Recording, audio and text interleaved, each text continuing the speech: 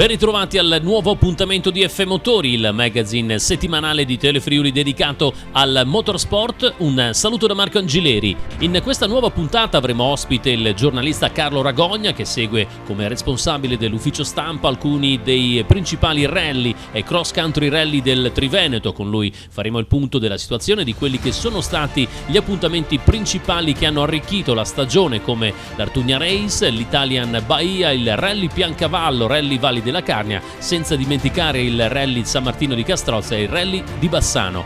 Parlando di futuro con lui, gettando le basi per i calendari 2022, poi l'intervista che abbiamo realizzato ad Andrea Verona, il vicentino campione del mondo enduro in classe 1 e vincitore anche con la nazionale italiana della prestigiosa 6 giorni di enduro, il mondiale per nazionali.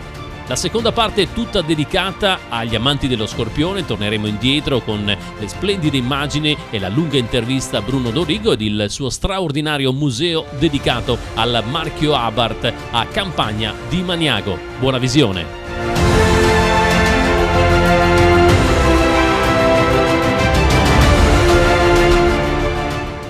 Con Carlo Ragogna, giornalista che segue alcuni dei principali eventi motoristici, rally, ma anche cross country Bahia in Triveneto. Facciamo un po' il punto di quello che è stata una stagione intensa nonostante il Covid, partendo dalla Artugna Race e poi a seguire, tanti altri eventi. Artugna Race a marzo, un successone anche inaspettato, perché era la prima edizione che si correva sui comuni di Fontana Budoia, Aviano, Polcenigo, un tracciato realistico. Abbiamo ottenuto una grande partecipazione di concorrenti, non se l'aspettava nessuno, e quindi è stato un viatico formidabile per la ripartenza dopo l'anno Covid. E poi siamo arrivati a settembre, 6 mesi dopo, con l'Italian Bahia di Coppa del Mondo, alcune problematiche sul percorso, ma da un punto di vista di gestione mediatica dell'evento possiamo dirci soddisfatti. Abbiamo fatto delle dirette per la prima volta, perlomeno nella mia esperienza, delle dirette dall'interporto, dal centro direzionale di Pordenone, delle dirette che sono andate sul canale di AC Sport, che hanno avuto un discreto seguito di pubblico e che hanno raccontato la gara con dei professionisti quali Marco Angileri e Nicola Villani, che è un nome che è grandemente spendibile per i suoi trascorsi di Eurosport e Italia 1, ora con la Formula E.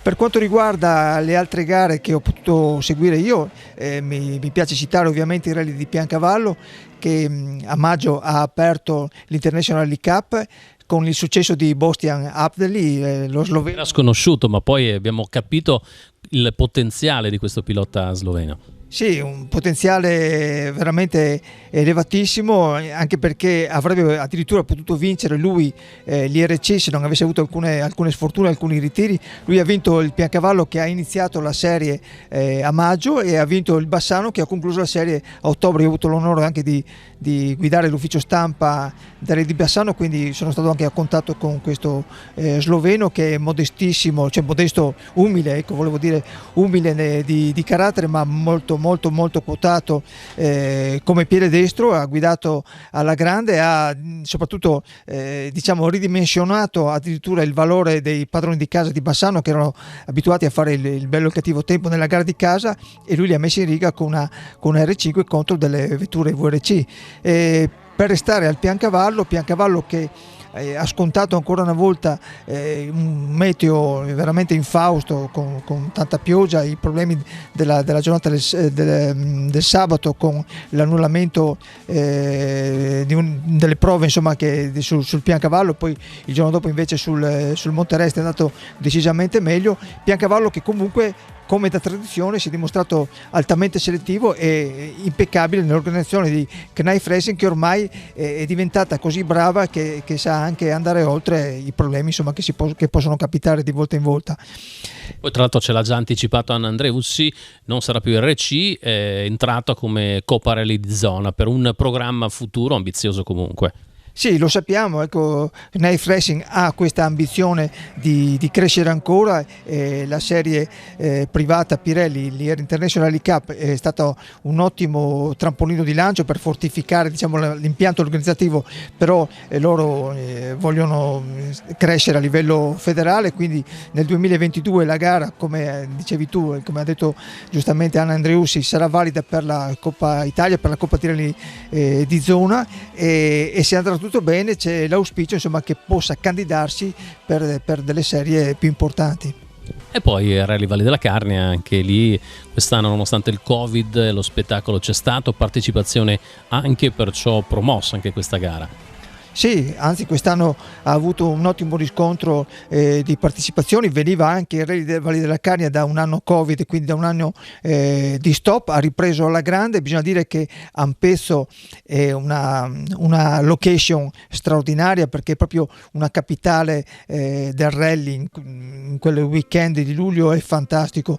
Peccato che anche quest'anno si sia dovuto rinunciare alla prova di Voltois, la prova spettacolo. Io spero che nel 2022 con la pandemia ridimensionata sia possibile rifare la prova spettacolo in paese, perché è un must, è un momento proprio di apoteosi per il pubblico. Valli della Carnia, che ha anche forti ambizioni di crescere, ha delle pagelle entusiastiche per quanto riguarda gli osservatori, insomma, e anche il gradimento da parte dei concorrenti e del pubblico, e Matteo Beardi e Carnival Pistons che spingono molto per salire di livello. Vedremo cosa riusciremo a fare, cosa riusciranno a fare nel 2022, ma ci sono le premesse per una crescita ulteriore. Hai parlato di una prova spettacolo importante del Carnia, però non dimentichiamo, tu segui anche il Rally di San Martino, anche lì ce n'è una che fa numeri impressionanti. Sì, sono le prove spettacolo in paese, quelli che qualcuno dice che, insomma, che hanno poco di realistico, però in realtà considerando che sono prove valide per la classifica, quindi sono prove spettacolo, ma che danno dei tempi ovviamente da classifica, sono più corte, servono per avvicinare la gente, servono anche per, nel caso di San Martino e Castrozza, anche per fare quadrare i conti, perché sono prove in cui si paga un biglietto d'ingresso, ma sono calate sul territorio, quindi valorizzano la location, valorizzano il posto, lo fanno vedere anche mediaticamente. San Martino di Castrozza è una situazione fantastica, perché si corre proprio in mezzo alle case, il percorso è proprio cittadino. Invece ad Ampezzo si parte dalla piazza e poi si va verso l'abitato di Voltois, ma anche lì, grazie tra l'altro alle riprese che avete fatto voi con Telefriuli, quindi una diretta della prova speciale, c'è un rimando di attenzioni fantastiche per un pubblico molto più vasto, e si coglie quella che è l'essenza della specialità, quindi i passaggi sui tornanti, i testacoda, insomma le derapate, il controsterzo, quello che poi è la bellezza di questa specialità. Andrea Bibione, innanzitutto da turista dopo la conquista del titolo mondiale. Sì, ciao a tutti, siamo qui a Bibione per l'ultima prova del campionato Triveneto Enduro. Oggi in veste di spettatore, di turista e non di pilota. La mia stagione si è conclusa la scorsa settimana con l'ultima prova del campionato del mondo, quindi adesso un po' di pausa in queste settimane per poi preparare al meglio la prossima stagione. Quindi sono venuto qui a Bibione per vedere i ragazzi andare in moto, perché so che è sempre una bella gara. Ho corso l'anno scorso, ho corso l'anno prima, quindi sono venuto a vedere per guardare un po' i miei amici, gli altri ragazzi che smanettano qui in spiaggia nell'altra prova speciale. Cambiato moto, ti sei riconfermato nonostante non sia stato poi un inizio facilissimo con Gas, però hai preso il volo. Sì, la mia stagione si è conclusa al meglio, diciamo, con la vittoria del campionato del mondo, quindi l'obiettivo che ci eravamo posti io e il team è stato raggiunto.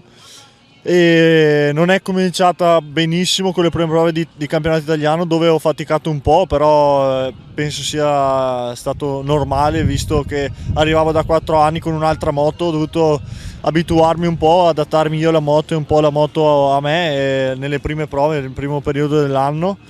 Però pian pianino con il team, assieme al team, abbiamo fatto un buon lavoro e siamo riusciti a raggiungere un buon equilibrio, un buon compromesso con la moto, e anch'io mi sono adattato abbastanza bene. È stata una stagione di crescita per arrivare poi alla fine, appunto, in buona forma alle ultime gare e riuscire a portare a casa il titolo.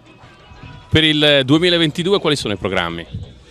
Allora, adesso stiamo con il team, stiamo un po' iniziando a programmare la prossima stagione.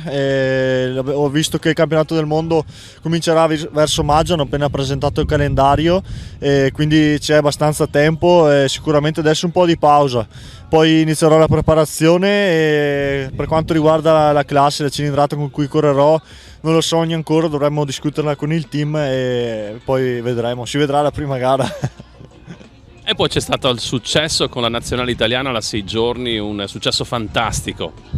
Sì, anche quel piccolo capitolo, diciamo, di questa stagione è andato bene. Quelle 2 settimane sono state sono adesso un ottimo ricordo, un ricordo incredibile, dove insieme a Guarneri, Cavallo e Oldrati abbiamo portato l'Italia alla vittoria nel trofeo, e Macoritto, Pavoni e Morettini hanno vinto anche il trofeo junior, quindi fatto l'En-Plane alla 6 giorni di enduro quest'anno, che si giocava anche in Italia, quindi giocavamo in casa, un successo che non arrivava per l'Italia da un po' di tempo, quindi ottimo per gli appassionati, per il mondo dell'enduro italiano, e contento di aver fatto parte della squadra di questo traguardo, e niente, ci riproveremo comunque il prossimo anno, anche se non giocheremo in casa.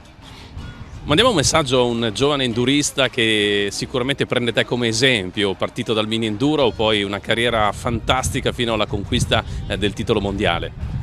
Sicuramente deve esserci passione, prima di tutto divertimento, divertirsi sempre, e poi continuare a crederci. Se si vuole raggiungere un obiettivo, continuare a spingere anche se ci sono delle difficoltà, continuare ad andare avanti e crederci e impegnarsi per quello che si vuole raggiungere.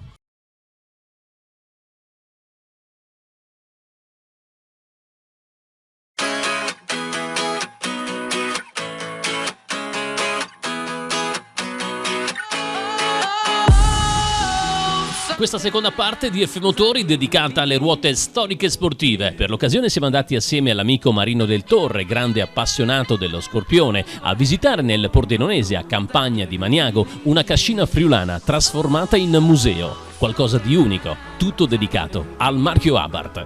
Accolti da veri amici dal padrone di casa, Bruno Dorigo, che ci ha aperto le porte della sua fattoria Abarth.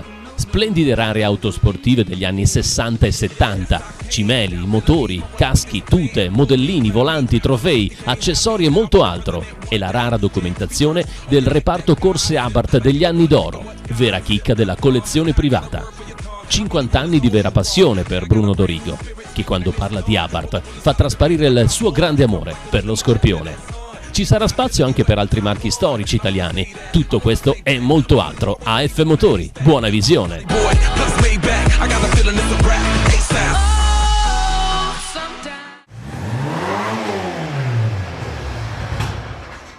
Bruno Dorigo, com'è nata questa grande passione per il marchio Abarth?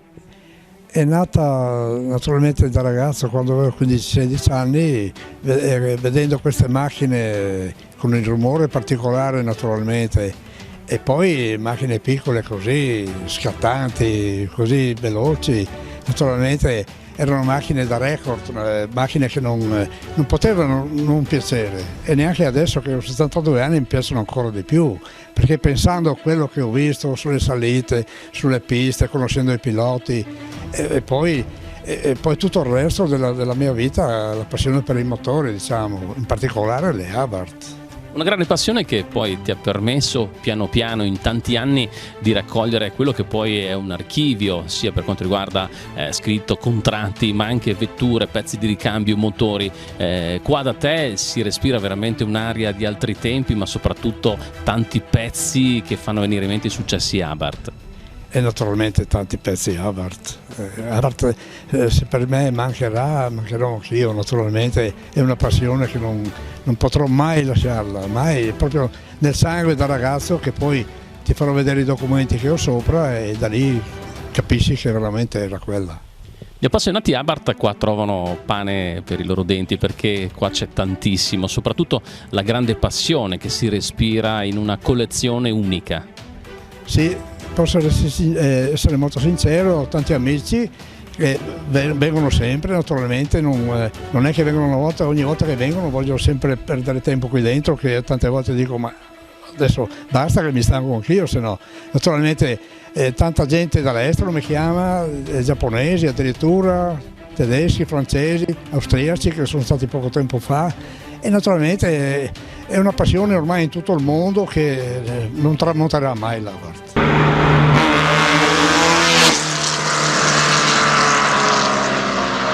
E poi c'è anche un grande sacrificio economico, di tempo dedicato alla passione della vita. Quello in particolare, naturalmente. Allora, il pezzo in cui Bruno Dorigo è più legato all'Abarth, che è qua proprio a Maniago. Il pezzo che, diciamo veramente, per dire la verità, non è proprio qua, è a Udine, da Salaris. Spieghiamo cosa. A dire la verità, voglio che prima di fine anno sia la macchina a casa, perché è quel pezzo che mi interessa di più.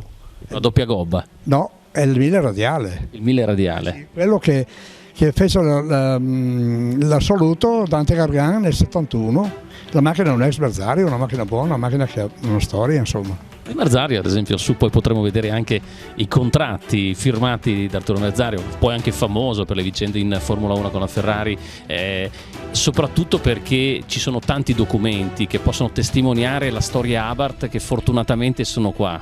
Certamente Arturo Merzario era un pilota ufficiale, uno che ha fatto tanto all'Abarth e ora presente sta facendo, perché naturalmente è stato un pilota molto famoso, specialmente per Carlo Abarth e per la sua tenacia che aveva. Diciamo che Merzario è stato uno degli unici, anche gli altri, però Merzario è stato veramente quello che più di lui non poteva fare all'Abarth.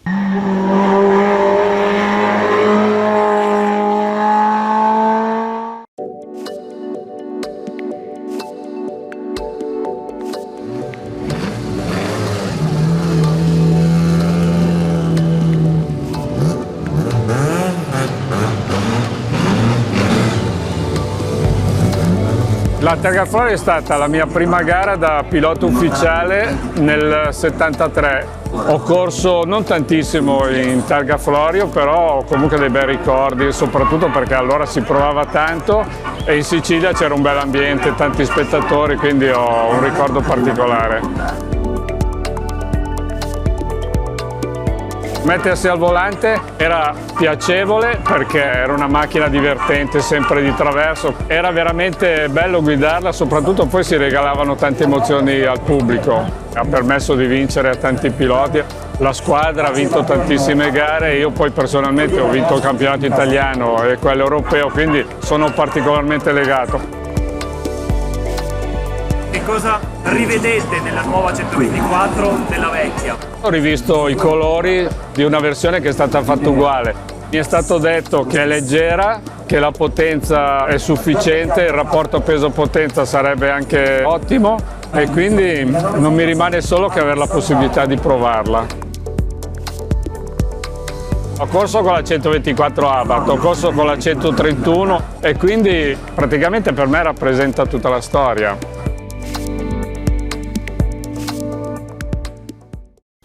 E poi tanti anni alla ricerca di pezzi non è stato semplice, anche perché sei partito proprio da giovane, innamorato dell'Abarth, e da lì hai voluto pezzo dopo pezzo creare una collezione, un museo privato che è uno, a mio avviso, dei punti di riferimento Abarth non solamente in Italia. Ma penso di sì, di essere uno tra i primi come documentazione, grazie a una persona che io non dico mai il nome, ma questa volta mi sento di dirlo, il dottor Giuffre.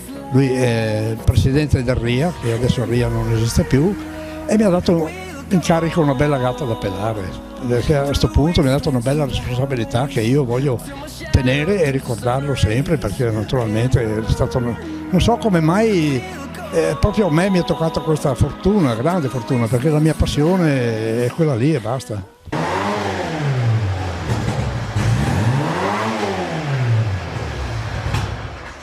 migliaia e migliaia di pezzi, tra pezzi di ricambio, motori, cimeli e poi ci sono anche le vetture quelle qua dietro di noi, un 124 Abarth, ma anche la 1000B Albero, che sono dei simboli che rappresentano appunto e hanno rappresentato Abarth.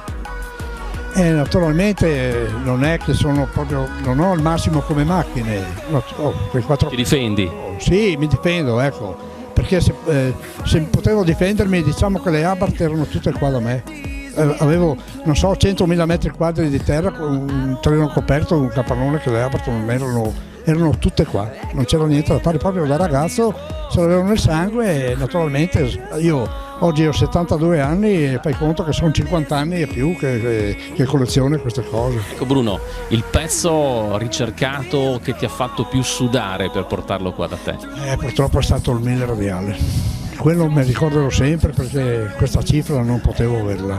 E se vuoi, quel giorno ho rinunciato a vedere i nomadi che erano qua a casa mia, perché quel giorno lì dovevo trovarmi con il proprietario del 1000 radiale.